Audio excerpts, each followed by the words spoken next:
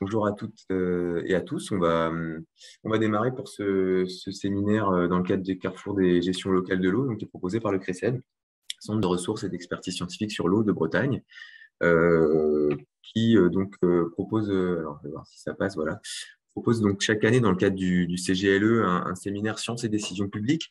Cette année, on a proposé de le faire exclusivement en visioconférence et sur le thème donc eau et pesticides, quels enjeux de connaissances pour agir en Bretagne. La question en fait aujourd'hui des pesticides, on s'en saisit là nous du côté du CRECEB de plus en plus.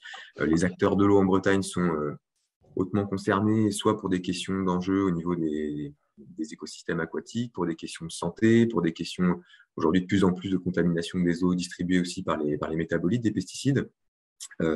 Voilà, on a aussi beaucoup d'enjeux sur les pesticides non agricoles, mais également sur le volet agricole. Et on parle de plus en plus aussi d'objectifs zéro pesticide, que ce soit dans des documents de planification de politique publique ou dans des objectifs plus locaux à l'échelle de certaines collectivités. Donc, on a souhaité proposer à 3 intervenantes de venir dialoguer avec nous sur cette question de l'enjeu zéro pesticide. Qu'est-ce que ça représente pour différentes sphères professionnelles? Quels enjeux de connaissances ça soulève? Voilà, donc Ça y est. on accueille du coup et on est très heureux et on les remercie chaleureusement d'avoir accepté de participer à cette petite table ronde. Ça y est, Donc, ça marche. Chantal Gasquel, par contre, Josette, je crois que ton micro est ouvert, on t'entend en fait en direct. Donc voilà, je continue. Chantal du coup Gasquel qui est donc chercheuse à INRAE qui se présentera rapidement tout à l'heure. Jeanne Pourrias qui est donc chargée de mission système de culture innovant à la Chambre d'agriculture, Chambre régionale d'agriculture de Bretagne. Et Anaëlle Langevin, qui est donc chargée d'animation agricole sur l'unité de gestion Vilaine-Est pour le PTB Eau et Vilaine. Et donc, sans plus attendre, je vais vous adresser la parole. Alors, d'abord, Chantal, si tu le veux bien, je vais commencer par toi. Est-ce que tu pourrais, en quelques mots, donc, te présenter, puis ensuite nous exposer rapidement, en fait, en quoi finalement cette question des pesticides, et plus particulièrement des zéro pesticides, est abordée, comment cette question est abordée dans ta sphère professionnelle, donc de la recherche agronomique? Merci Romain. Je me présente un peu plus de manière un peu plus approfondie. Chantal Gasquel. Je suis effectivement chercheur à INRAE, à l'UMRSAS de Rennes, où ma compétence en hydrologie, en transfert, enfin, sur le transfert des polluants, en particulier des nutriments et des pesticides, est mobilisée. Et puis, je suis aussi chargée de mission à la direction scientifique environnement. Et là, j'ai contribué à la montée des recherches sur l'agroécologie. Alors, pour répondre à ta question, Romain, comment est abordé dans INRAE ce sujet? Alors, je voudrais dire qu'il est abordé à différents niveaux, puisqu'on est organisme de recherche, donc il est abordé dans un cadre national, européen, international. Alors, cadre national, par exemple, nous portons INRAE un programme de recherche prioritaire qui s'intitule « Cultiver et protéger autrement », dont le ministère de la Recherche a confié à INRAE la définition et la coordination. Et puis, dans le cadre européen, il y a le Green Deal qui vise une réduction des pesticides de 50% à l'horizon 2030 et une alliance de recherche européenne a été mise en place. Donc, on a finalement à toutes les échelles, ici régionale, nationale, européenne, cet objectif. Alors, le gros effort sur lequel je voulais insister de la part d'INRAE, c'est l'effort de synthèse des connaissances que nous avons fait ces dernières années. Vraiment derniers mois et à venir. Alors, pour aller vers le zéro phyto, il faut mobiliser des connaissances et il y a un ouvrage qui est sorti vraiment très récemment sur les zéro pesticides qui montre en fait ce que nous connaissons et quels sont les objectifs pour la recherche. Il y a en mai dernier une synthèse sur les impacts des produits phytosanitaires sur la biodiversité et les services écosystémiques qui montre l'ampleur de la contamination de tous les compartiments de l'environnement, en particulier sur la biodiversité et certaines catégories.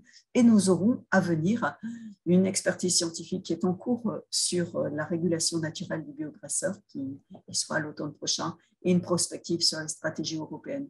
Donc, vous voyez, c'est la mobilisation de toute une grosse communauté de chercheurs pour mieux partager et poser les connaissances. Ok. Est-ce que du coup, à travers ça, tu peux nous préciser un petit peu éventuellement quelques pistes de travail et quelques freins qui sont aujourd'hui identifiés au niveau de la recherche enfin, voilà, ou sur lesquels il faut axer les travaux pour aller plus loin sur cette question? Alors, le constat qui est fait, c'est qu'il y a un verrouillage pour aller vers le zéro phyto de l'amont à l'aval. C'est-à-dire à l'amont, ce sont les équipements et les services. Au cœur, c'est bien sûr l'agriculture. Et en aval, ce sont finalement les produits qui seront différents, en fait, puisqu'on va diversifier les rotations, etc. Et pour la vente et pour la transformation. Sans produit phyto, le produit même à l'identique, n'est plus exactement pareil.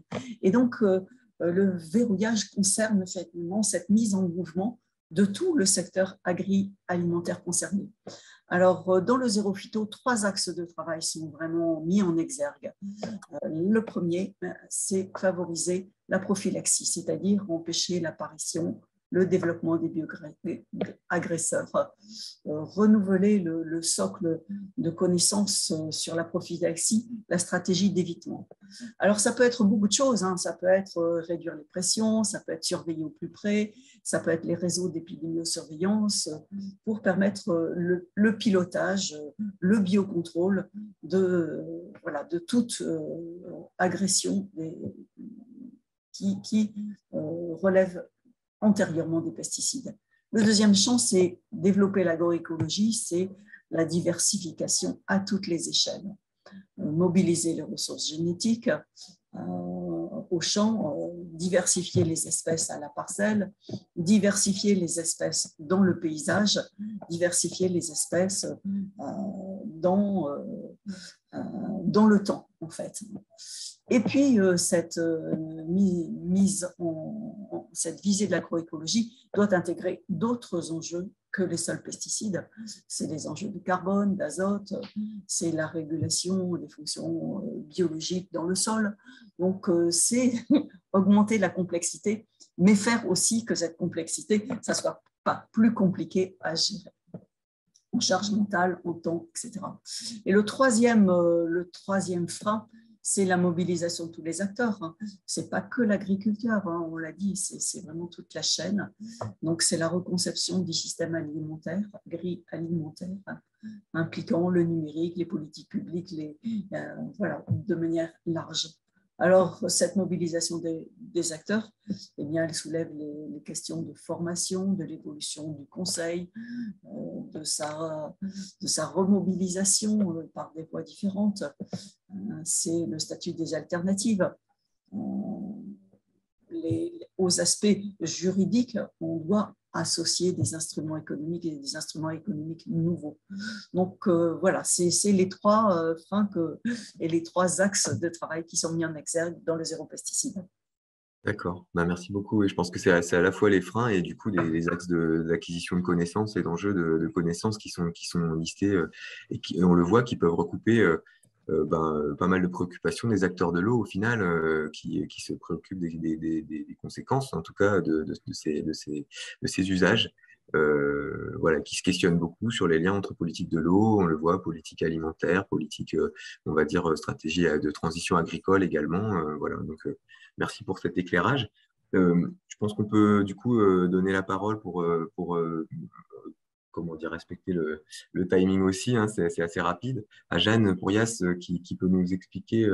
Donc Jeanne, je te laisse aussi te représenter rapidement, enfin un peu plus en détail, et puis ensuite nous expliquer en quoi peut-être cette question du zéro phyto, elle est traitée dans ta sphère professionnelle ou elle est abordée. Donc je passe à la diapo suivante si tu veux. Ok, merci Romain, bonjour à tous.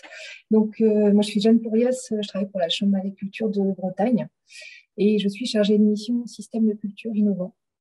Entre autres missions, je coordonne un essai système, une expérimentation sur ce système sur la station expérimentale de Carguenec, qui est une station expérimentale des Chambres d'agriculture de Bretagne à Bignan, dans le centre Morbihan. Donc la façon, évidemment, la réduction des phytos, c'est un sujet très important pour nous, Chambre d'agriculture. D'abord, au niveau national, ça fait partie, la réduction des produits phyto fait partie du contrat d'objectifs 2021-2025. Donc ça, voilà, c'est le cadre qui est posé à l'échelle nationale. Et puis à l'échelle de la Bretagne, on a un certain nombre d'actions de développement qui sont menées, d'actions d'accompagnement des agriculteurs, notamment dans les bassins versants. On a aussi une action assez forte en faveur du développement du désherbage mécanique, avec, par exemple en 2021, 254 exploitations accompagnées sur l'apprentissage autour du désherbage mécanique, du maïs dans un premier temps, et puis des cultures d'hiver dans un second temps. Et puis on a aussi un certain nombre d'actions d'expérimentation. Et moi, c'est plutôt là-dessus que je vais zoomer, parce que mon poste est plutôt en lien avec ces activités de production de connaissances et de références par la Chambre d'agriculture.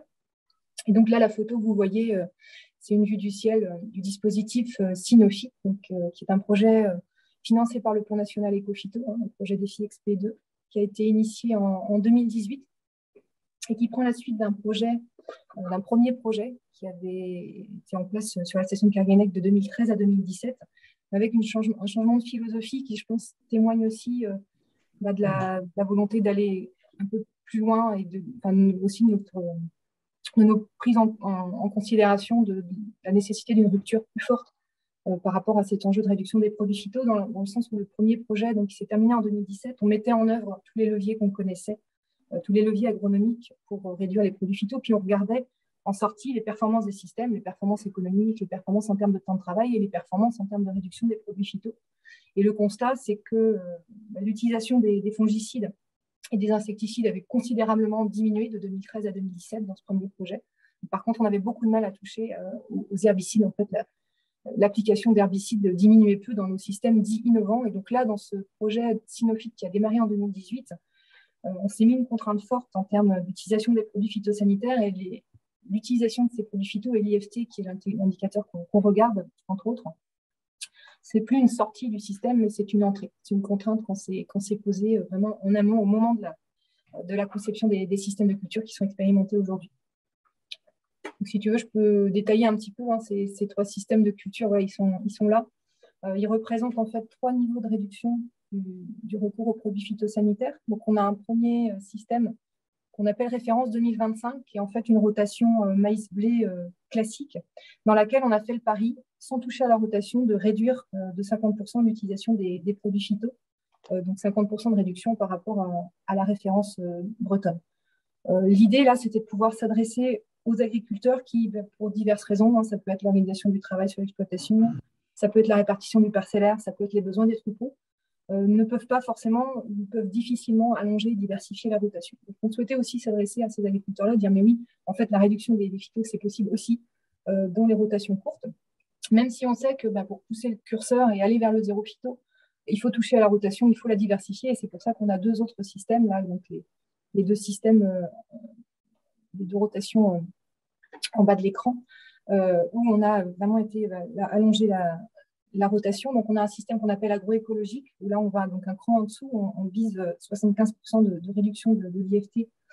Donc, IFT, indice de fréquence de traitement, qui est un indicateur qui reflète le caractère plus ou moins intensif du recours aux produits phyto, un indicateur de pratique.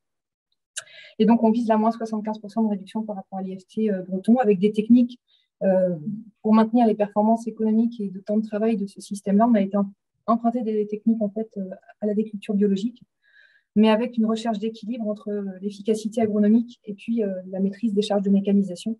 Donc, par exemple, on va chercher une réduction de la fréquence du labour dans ce système-là, ce qui n'est pas forcément le cas dans notre système en agriculture biologique. Donc, c'est vraiment un système de compromis. On essaie de rester sur le fil entre performance agronomique et des emprunts en technique bio, et puis voilà, la nécessité de réduire les charges, puisqu'on n'est pas sur des valorisations en sortie qui sont celles des prix de vente de la bio. Et puis le dernier système, c'est un système en agriculture biologique sur lequel on a un petit peu plus d'antériorité, puisqu'il est en place lui, depuis 2013. Il a démarré avec le projet précédent, et dans lequel, du coup, on intègre aussi des cultures à destination de l'alimentation humaine. Donc, on a du sarrasin, de la gomme de floconnerie, et on a aussi une fertilisation réduite dans ce système-là par rapport aux 2 systèmes précédents pour être représentatif en fait, de la rareté de la ressource en matière organique dans les systèmes en agriculture biologique. Ok, peut-être que du coup, par rapport à ces présentations, alors l'idée c'est plutôt d'inviter les gens éventuellement à en savoir plus et à revenir vers toi pour préciser les résultats, notamment et le recul que vous commencez à avoir. Moi, j'aurais envie plutôt de te demander, est-ce que du coup, d'ores et déjà, dans ces premiers résultats, il y a quelques freins qui sont identifiés par rapport à la baisse de ces baisses ambitieuses là, de réduction, enfin d'usage de phyto qui sont visées dans les systèmes moins 75 et sur le système bio aussi. Même le moins 50, tu disais, pour des agriculteurs qui n'auraient pas la possibilité d'aller au-delà. Quels freins sont apparus en fait d'ores et déjà?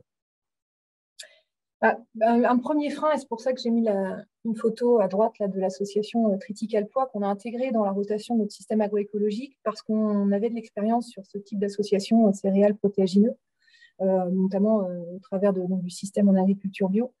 C'est la collecte, en fait, le tri et la collecte de ces associations-là dans les filières conventionnelles. Voilà, il faut savoir que dans les filières en agriculture bio, les collecteurs se sont équipés, trient facilement ce type d'associations qui sont hyper cohérentes au niveau agronomique. On sait que pour augmenter la part des protéagineux, l'association avec des céréales, c'est quand même une voie royale.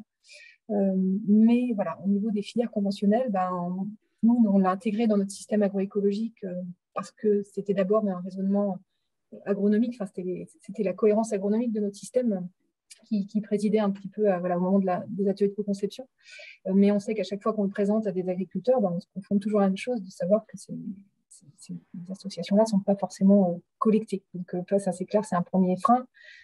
Et puis même, si on ne parle pas d'association, les protéagineux, donc par exemple notre févrole de printemps dans le système agroécologique, a un prix de valorisation qui est vraiment pas du tout attractif, et en particulier là, au regard de la conjoncture actuelle, donc par rapport au prix de valorisation, notamment du blé et du maïs. Donc ça, c'est clair, c'est un frein.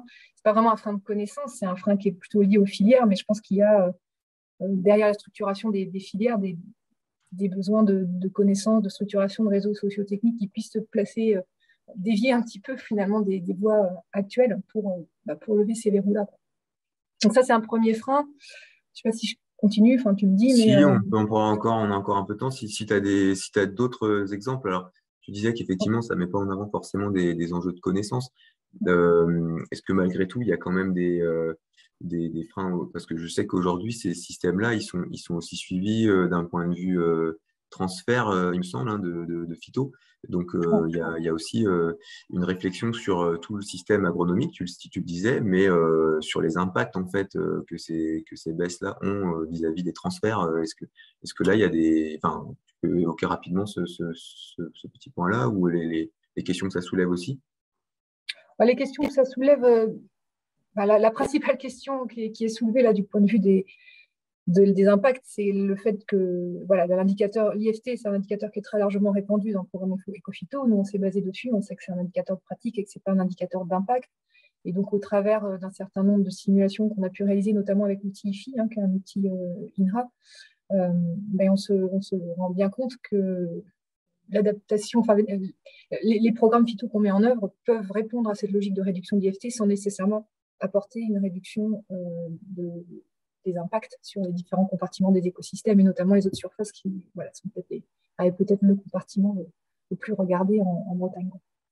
Donc nous aussi, c'est ce qu'on essaie en allant un peu plus finement sur les molécules utilisées, sur les programmes, et on essaye un petit peu de diffuser aux agriculteurs qui peuvent venir visiter nos essais, c'est de dire que l'IFT, la fréquence de traitement, c'est une chose, cet indicateur, c'est une chose, mais le choix des molécules, l'adaptation des programmes, etc., c'en est autre. Mais après, si l'idée est de tendre vers le sirop phyto, ces questions-là se poseront peut-être moins, mais c'est vrai que nous, on est dans une logique de transition et d'accompagnement de la transition, et donc nécessairement, ces questions-là, elles se posent, quoi. Et je l'ai pas évoqué là, mais on commence à avoir du coup 3 ans de recul là, sur ces systèmes-là. Un autre frein possible par rapport à l'adoption de ces systèmes par des agriculteurs, c'est le temps de travail, parce qu'on voit que quand on diversifie en fait les rotations, on a une organisation de travail qui se modifie assez radicalement, avec moins de pics de travail à certains moments sur la saison, un écrêtement des pics, mais par contre un étalement de la charge de travail. Donc, ça peut sembler à première vue plutôt positif et bénéfique de réduire, d'écrêter les pics de travail. Mais d'un autre côté, nous, on s'adresse beaucoup à des publics d'éleveurs qui ont aussi besoin quelque part d'avoir une charge mentale la plus faible possible vis-à-vis des cultures et quelque part l'étalement du travail sur l'année sur ce volet système de culture, ça peut aussi être un frein suivant l'organisation des exploitations à l'adoption de ces systèmes diversifiés. Ok. Merci beaucoup. Du coup, c'est très intéressant de voir comment effectivement les étapes intermédiaires pour aller vers du zéro phyto peuvent déjà poser pas mal de questions. Et la question des impacts permet de faire une transition et de donner la parole à Anaëlle Langevin, du coup, sur le point de vue des acteurs de l'eau, finalement. Anaëlle, est-ce que tu peux nous donner, enfin déjà nous rappeler quelles sont tes missions, sur quel territoire tu travailles et du coup nous illustrer un peu si cette question aussi du vers le zéro phyto, quelle question ça soulève, comment c'est abordé dans ta sphère professionnelle? Merci Romain. Donc oui, moi je suis Anaëlle Langevin, donc je travaille au sein d'Eau et Vilaine. Donc c'est l'établissement dont une de ses compétences, c'est de restaurer les milieux aquatiques et puis de prévenir tout ce qui est pollution diffuse, notamment sur le bassin de la Vilaine. Donc c'est un enjeu sur toute la Vilaine, tout ce qui est réduction des altérations par les pesticides sur nos écosystèmes aquatiques en fait.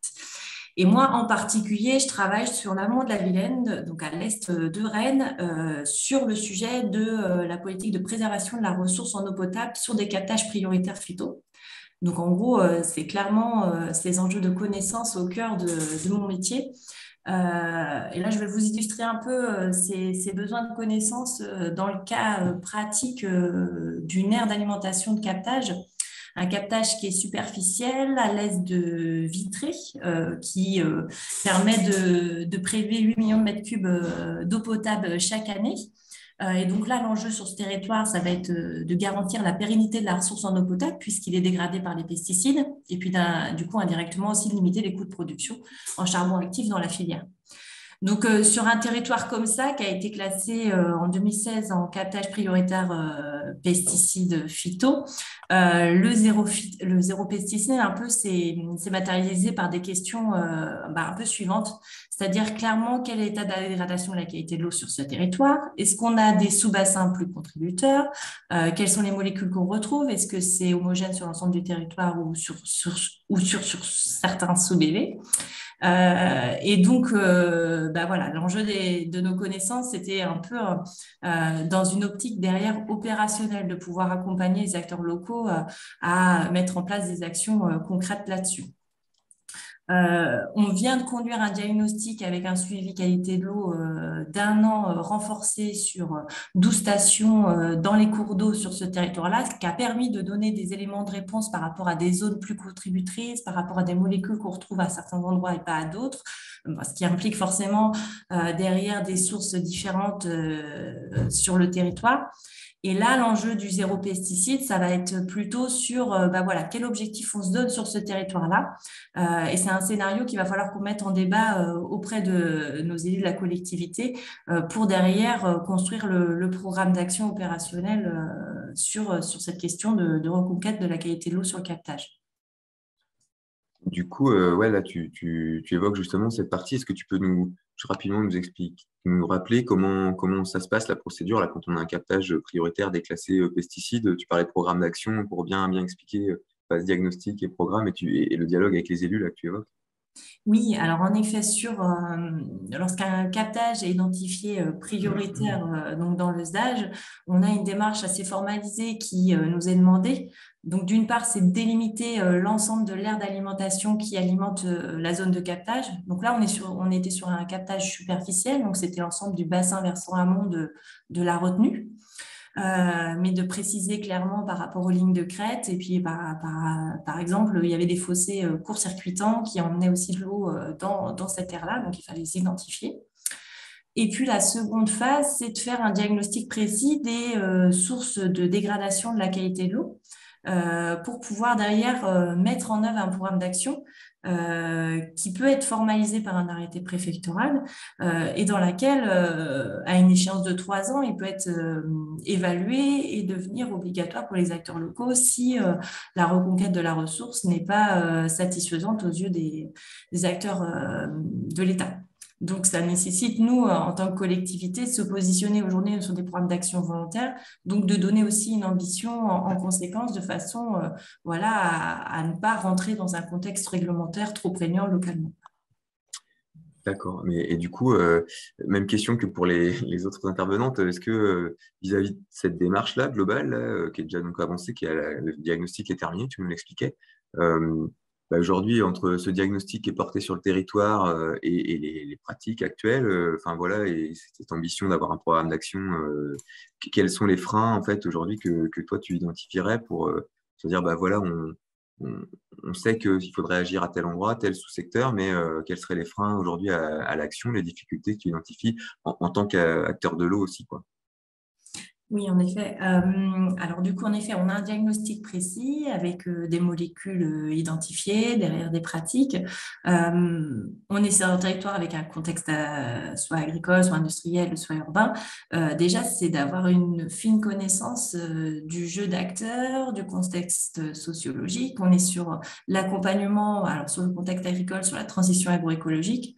Ça nécessite voilà, d'avoir une bonne appréhension des contraintes des agriculteurs locaux, de leur trajectoire individuelle, de voir comment elles peuvent être compatibles avec les enjeux locaux et de voir comment on peut mettre en œuvre de façon volontaire et ensemble une stratégie qui serve à leur développement économique agricole, mais aussi à préserver la ressource en eau.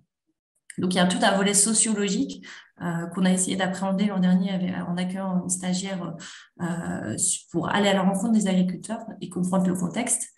Ce qui a derrière aussi impliqué une autre question sur les évolutions du territoire aussi, puisqu'il va être amené aussi à changer. On a un renouvellement des exploitations agricoles, donc c'est des choses qu'il faut intégrer.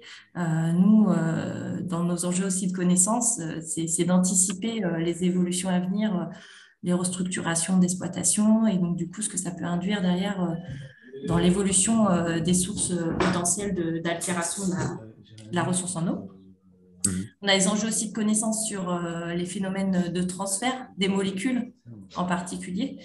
Et puis, dans les freins, donc nous, on est acteurs de l'eau, mais comme pouvait le dire Madame Casquel tout à l'heure, ça va plus large. Quand on veut mener une politique de recollecte de la ressource en eau, on se doit aussi de travailler sur la coordination avec les autres politiques publiques, le développement économique local, l'aménagement de l'espace, l'urbanisation.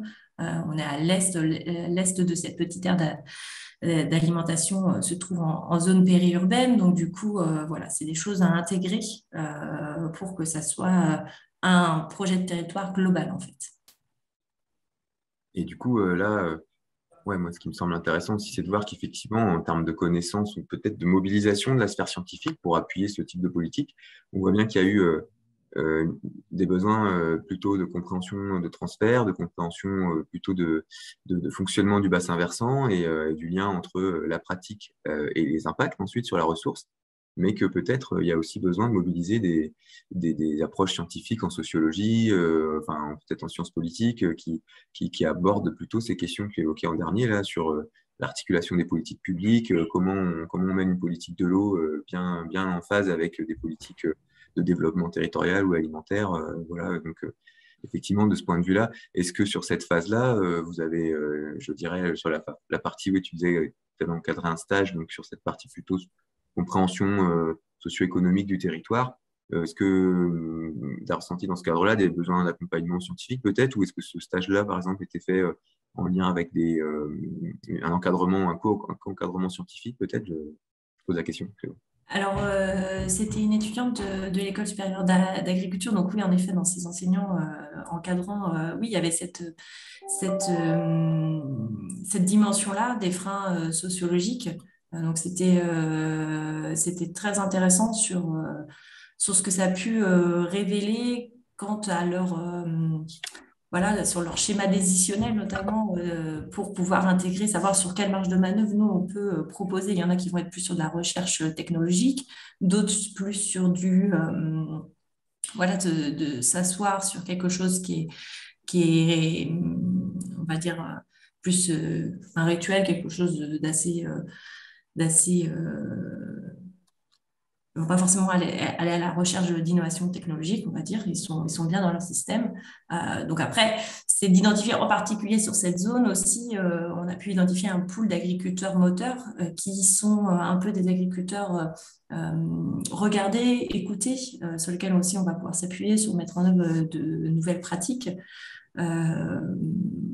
Voilà, et puis aussi de sonder, on va dire, le territoire par rapport à ces enjeux-là, comment ils l'appréhendent. Est-ce que c'est dans l'opposition. Au contraire, nous, on a vu que les gens l'accueillaient. Pour eux, c'était un sujet concret sur la suite. Ils savaient que leurs exploitations allaient être amenées à évoluer par rapport à ces enjeux-là et étaient à l'écoute, on va dire, des propositions qui allaient être faites. Donc, on a un territoire qui est très réceptif en termes d'action, en fait. Ok. Merci beaucoup. Du coup, voilà, on termine par la petite photo du captage qui illustre concrètement à quoi ça ressemble. Il est 10 heures, du coup, il nous reste 15 minutes. Là, on avait prévu de laisser la parole aux participants qui souhaiteraient poser des questions directement. Je vous laisse éventuellement vous manifester, soit en levant la main, soit en ouvrant votre micro. On n'est pas trop nombreux, donc vous pouvez prendre la parole. Et à ce moment-là, si vous avez une question, je vous laisse aussi vous présenter rapidement, nom, prénom et puis votre structure. Et puis peut-être préciser si vous posez la question en particulier à l'une des 3 intervenantes.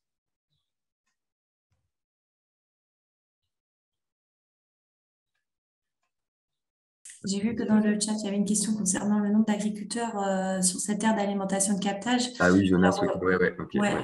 Aujourd'hui, on a à peu près 70 exploitants qui ont au moins une parcelle sur l'aire d'alimentation de captage et une cinquantaine qui ont leur siège d'exploitation. Donc, on est sur une cinquantaine d'exploitations fortement concernées, à cheval entre le département 35 et 50.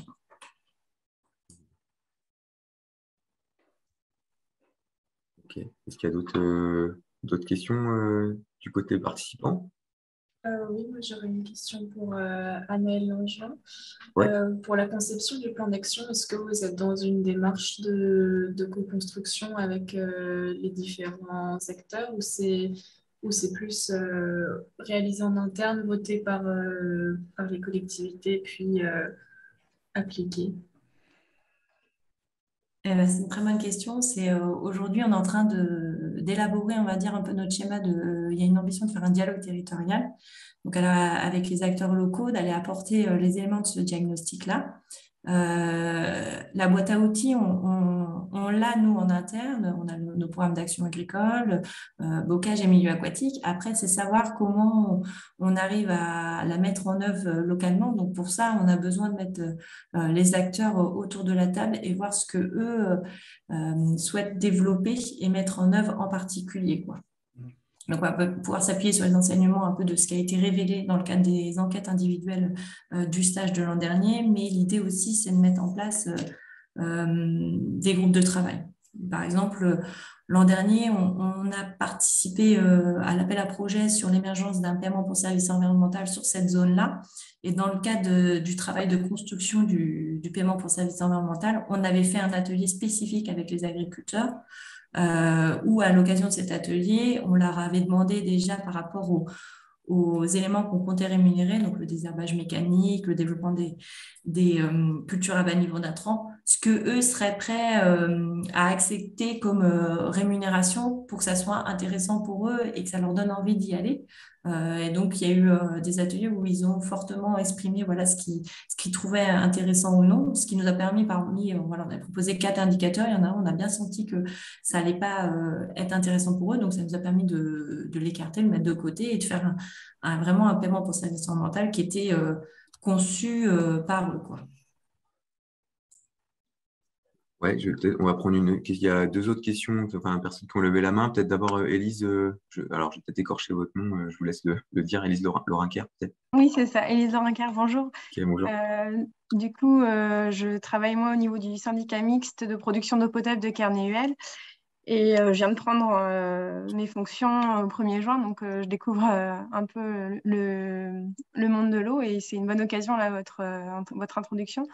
Je me posais la question de savoir si tous les documents, toute votre démarche était disponible quelque part, si c'était possible de récupérer les documents, les diagnostics, un peu la méthodologie que vous avez mis en œuvre. Donc plutôt destiné à Anaëlle Langevin, parce qu'on échange aussi avec les chambres d'agriculture. J'ai commencé à prendre contact et c'est vrai que nous, les freins un peu que nous remontent, c'est la stimulation un peu financière qui manque. aux agriculteurs pour passer à l'action. Donc voilà, enfin moi, à la fois la démarche que vous avez menée en place m'intéresse et peut-être voir un peu. Vous avez parlé juste avec la question précédente de l'appel à projet avec paiement pour service environnemental, donc ça répond un petit peu à ma question, mais si vous pouvez en dire quelques mots, ça m'intéresse également. Merci. De manière générale, on peut prendre contact et après, moi, tout est diffusable. On est une collectivité publique. Voilà, l'idée, c'est que les retours d'expérience des uns et des autres soient intéressants. Après, il y a aussi des espaces d'échange. Je pense à la TBVB au niveau régional breton. Ou après, il y a aussi le centre ressources où il y a pas mal d'infos. Mais moi, la démarche, les études, tout ça, c'est disponible. Il faut prendre contact avec moi et je transmets. Mais je pense que ouais, c'est bien de citer en particulier, il y a le Centre de ressources nationales sur les captages. Hein, je crois que Chantal, qui avait contribué à son lancement, qui est animé par l'OFB et qui propose une plateforme déjà web d'accès à des ressources et puis de la mise en relation effectivement d'acteurs, donc à une échelle plutôt nationale. Mais ce que Anaëlle précisait, c'est qu'il y a aussi des dynamiques aussi de réseaux d'acteurs régionaux. Voilà, Gérard, c'est ce point Chantal, que je voulais mentionner. Voilà. Ouais, tu voulais, ouais, je me disais bien. Gérard, tu avais une question aussi, Gérard Géo. Bon, Gérard Géo, je suis directeur de recherche au Sénat, je suis coprésident du TRESEM et je m'intéresse aux pesticides. Et ma question, c'est à propos du rôle des filières, de l'agro-industrie. Comment elle est mobilisée sur ces questions de vers zéro phyto? Est-ce qu'elle est mobilisée? Il y a aussi la question des produits là, ou des labels HVE ou autres. Là, voilà. Donc, un petit peu, quel est comment vous interagissez avec l'aval? Est-ce que vous interagissez et comment vous voyez, vous pensez pouvoir le mobiliser? Ou est-il déjà mobilisé? Du coup, elle est tournée plus peut-être Anaëlle, ouais, Anaëlle, tu peux répondre en premier, mais je ne sais pas, peut-être que Chantal ou Jeanne auraient des compléments aussi sur ces lignes. Jeanne en a un tout petit peu parlé sur les questions de collecte, mais ouais, la question est un peu différente. Ouais. Alors ça, c'est clair que c'est un sujet il est important d'appréhender et qu'on a en tête, on est pas mal en examen un peu de ce qui se conduit sur les territoires, un peu une revue, hein, je pense notamment à ce qui se passe dans le secteur de Rennes sur terre de source ou ce genre de choses. C'est un sujet qui est sur la table, en effet, sur cette thématique d'aire d'alimentation et de captage. Comment on travaille avec les acteurs des filières? Il y en a on est sur un territoire très laitier. Donc, qu'est-ce qu'il y a, voilà, est-ce qu'il y a des choses qu'on peut mettre en place ensemble? L'ambition du paiement pour service environnemental aussi, c'est un paiement expérimental sur 5 ans, financé par l'État. Après, on peut se dire, est-ce que c'est des choses qui peuvent être, on peut mettre autour de la table peut-être les acteurs des filières dans un second temps en disant, voilà, nous, on a un pool d'agriculteurs qui travaillent sur ça, qui n'est pas forcément labellisé bio, mais qui est labellisé zéro pesticide sur maïs, puisque on peut aller sur ce genre de choses. Donc, tout est à inventer, mais c'est un sujet qu'on a bien en tête et qu'on a envie de développer.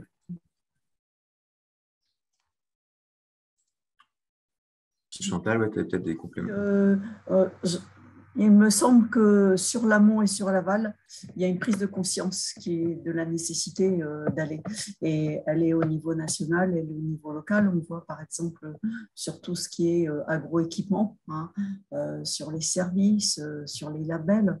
Donc voilà, je pense que si ça n'est pas facile a priori, cette prise de conscience qui est à toutes les échelles, eh bien, fait que voilà, mettre autour de la table, pas trop tard, je dis dès le début finalement, parce que finalement, c'est un petit peu ce que je voulais dire, il y a des collaborations renforcées entre les acteurs scientifiques et les acteurs de la gestion qui doivent se faire, mais il faut toujours de la gestion très élargie, mais il faut qu'elle se fasse sur des bases claires finalement. Sur des bases claires et sur une motivation collective.